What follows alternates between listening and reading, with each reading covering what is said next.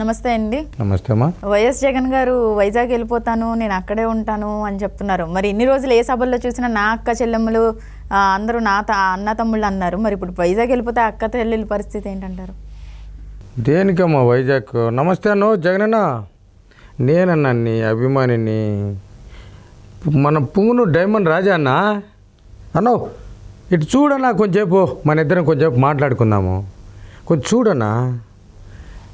వైజాగ్ ఏందమ్మా? వైజాగ్కి వెళ్తాడన్నా? ఏమమ్మా? అక్కడే ఉంటారంట, ప్రమాణ స్వీకారం అక్కడే చేస్తారంట. దేనికి ప్రమాణ స్వీకారము? ఆయన నెక్స్ట్ మళ్ళీ అధికారంలోకి రావడానికి. ఓ, మా అన్న అధికారంలోకి వచ్చేదానికా? అవునమ్మా, ఇది మా అన్న అధికారం లేకపోతే మా సోదరు ఉంది కదా షర్మిలమ్మ, నేను అధికారంలోకి వస్తాను, జగన్ ఓడిస్తానంట ఉంది. ఇంక మా అన్న అధికారంలోకి ఎట్టమ్మా వచ్చేది? అధికారంలోకి రావాలంటే పోటీ చేయాలి, గెలవాలి, తమ వాళ్ళ పులివెందులో నామినేషన్ వేయాలి. ఈ పులివెందుల్లో వేసేదానికి షర్మిలమ్మ నామినేషన్ వేస్తూ ఉంటే నువ్వు నామినేషన్ వేస్తున్నావు, ఈ తెలుగుదేశంలో అతను నామినేషన్ వేస్తున్నాడు. ఇప్పుడు ఎట్లమ్మా గెలిచేది? అందరూ ఓట్లు వేయాలి కదా. ఓట్లేసి గెలిచి నీకు అసెంబ్లీలో మెజారిటీ సీట్లు వస్తే కదమ్మా మళ్ళీ పోయి విశాఖపట్నంలో ప్రమాణకం చేయాలి. విశాఖపట్నంలో ప్రమాణకం చేయాలంటే నీకు మెజారిటీ సీట్లు రావాలి, నువ్వు గెలవాలి. నువ్వు గెలిచేదానికే లేకుండా ఉంది. అది కదా నా బాధ. కానీ ఆయనేమో ఖచ్చితంగా గెలుస్తానని ఆ నమ్మకంతోనే వైజాగ్ వెళ్ళి. నిజమేనమ్మా, ఇప్పుడు ఆయన ఓట్లు కాదు కదా వేసుకునేది. ఇప్పుడు షర్మిలమ్మ పుట్టిండేది రాజశేఖర రెడ్డికి, జగన్మోహన్ రెడ్డి పెట్టిండేది రాజశేఖర రెడ్డికి. ఇప్పుడు ఆయన షర్మిలమ్మ సహాయం తీసుకొని గతంలో ఆమెను రాష్ట్రం అంతా తిప్పినాడు.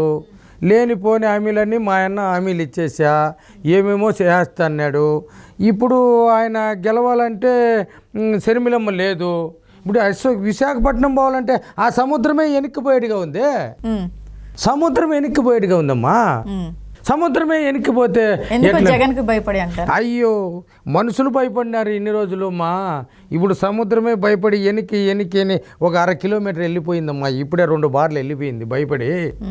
జనాలు భయపడిపోయినారు, భూస్వాములు భయపడిపోయినారు, రాజకీయ నాయకులు భయపడిపోయినారు.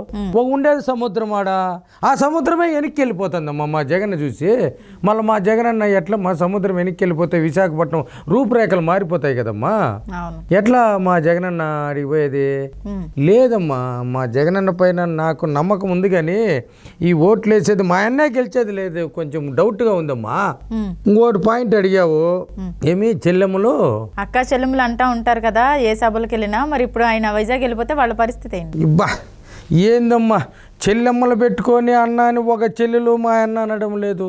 ఇంకా ఆ చెల్లెమ్మలు ఎట్లా అంటారమ్మా? చెల్లెమ్మలు ఇంకో సొంతంగా పుట్టిన చెల్లెలు ఒక అమ్మ ఉంది, ఆ అమ్మ జగను నిన్ను ఓడిస్తానంటా ఉంది. చెల్లెమ్మలు ఇద్దరూ ఓడిస్తామంటా ఉన్నారు. తల్లి ఉందా, ఆమెంటావా ఈవేళ కనిచూపు మేరలో రానాయన అని పిలవలేదు.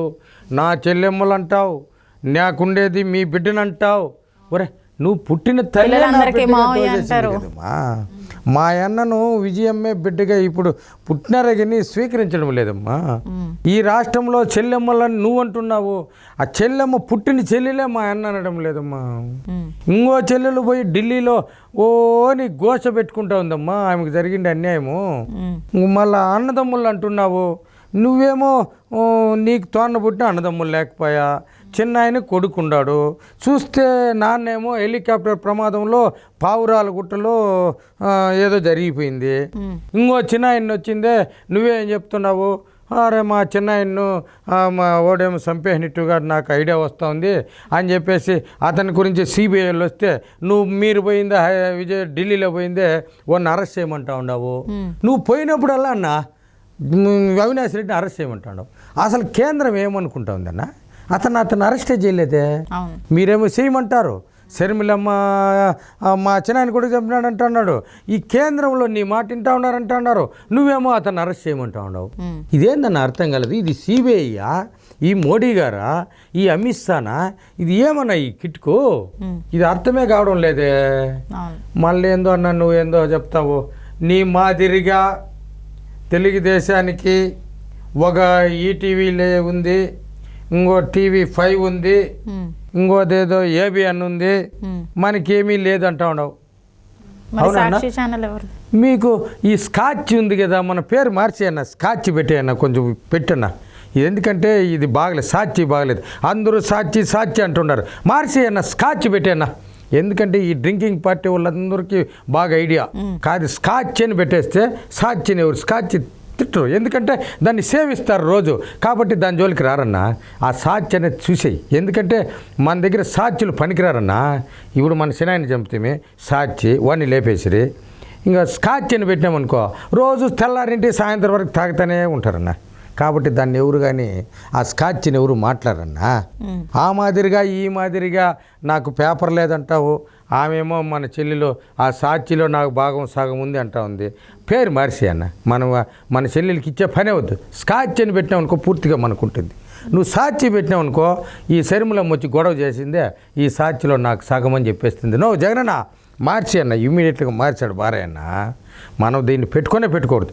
ఈ చెల్లెమ్మలో మనకొద్దు. ఈ సొంత చెల్లెలే లేనప్పుడు ఈ రాష్ట్రంలో చెల్లెలు ఓదారుస్తారని నేను అనుకోవడం లేదన్నా. మనల్ని వద్దన్నా, మన విశాఖపట్నం వద్దు, మనకి సాక్షి వద్దు, ఆ మాదిరిగా ఈ మాదిరిగానే ఛానల్లో మనకొద్దు. మనకైంది మనకి ఇష్టమైందన్నా, మనకు అండమాను నికోబార్ దీవుల కన్నా పోదాం, లేదంటే తీహార్ కన్నా పోదాం అన్నో. నువ్వు బాగా సేఫ్టీగా ఉండాలన్నా, నీ మీద ఈ కూడా వాళ్ళకూడదన్నా. మనకు సేఫ్టీ అయింది ఏంటంటే తీహారు లేదా అండమాన్ అన్న. దయపెట్టి నా మాటినన్నా, మన ఇద్దరం సేఫ్టీగా ఉందామా అన్నో. వస్తా అన్నా, మళ్ళీ కలుద్దాము. నమస్తే అన్న.